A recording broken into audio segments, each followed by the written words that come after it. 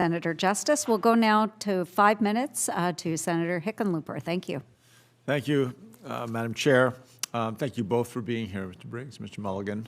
Appreciate your willingness to enter service. I'll start with you, Mr. Briggs, that Congress created the SBA in the law so that it could promote access to capital for small businesses. When I was governor, in a different lifetime, we did what we call the bottom-up economic development plan, but one of the 5 main things that literally every part of the state said is we need better access to capital. And I think that's why Congress appropriates money to SBA programs, is to get access to capital. In the last few months, we've seen the President administration try to defy Congress and restrain those funds again and again. It's frozen money that Congress appropriated and really tried to shut down whole agencies that we had created through law. And I just am worried that that funding for small businesses is going to disappear if we're not on top of it. So I want to make sure that you're willing to do everything you can to running the SBA in line with the law, including appropriations, as Congress intended. Senator Hickenlooper, thank you for the question. If confirmed by the Senate, I will uphold the law in a fair and impartial manner. Okay, well, I'll take that as a yes then. Mr. Mulligan, small business owners often face a range of challenges and barriers and stuff that until you've done it. I mean, it took me almost 2 years to raise the money to open my first restaurant. But those barriers change over time, they evolve, and I think it's important that we stay on top of this evolving small business landscape and make sure that we're understanding that trends like AI, changes in the lending market, that we're recognizing how they affect entrepreneurs, how they change the access to capital. So in your view, what developments in the small business environment should we be focusing on trying to understand better? How would you use the Office of Advocacy to make sure that Congress and the SBA stay informed? Thank you for your question. I agree with you 100%. The small business economy changes pretty fast, and it's been changing fast in recent times. And that means the data we had before is obsolete.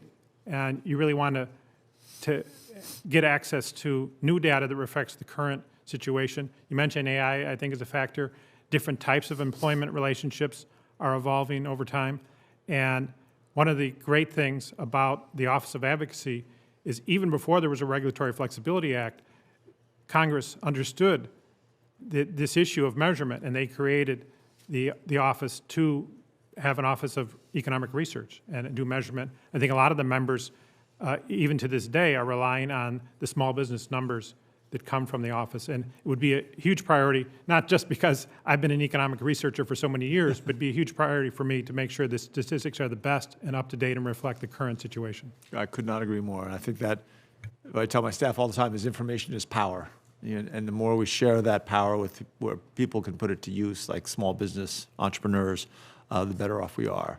Mr. Briggs, small businesses in Indian country face unique challenges, and that's no surprise. The landscape is, in many cases, more challenging in a variety of ways. Last Congress, we worked with senators on both sides of the aisle to create a bill that would codify the SBA's Office of Native American Affairs.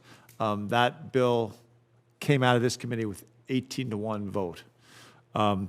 If you're confirmed, are you willing to commit to doing everything you can, or to aggressively try to see if we make sure that the Office of Native American Affairs has the resources it needs to try and support Indian entrepreneurs who oftentimes have far more difficult access to capital than anyone else?